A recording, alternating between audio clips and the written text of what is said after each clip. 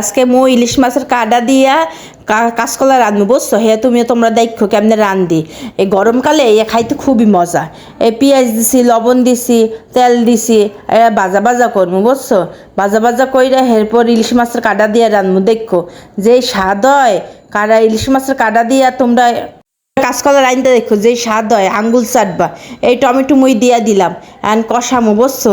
একসার কষামো, কষাতে লাল বানাই এলামো।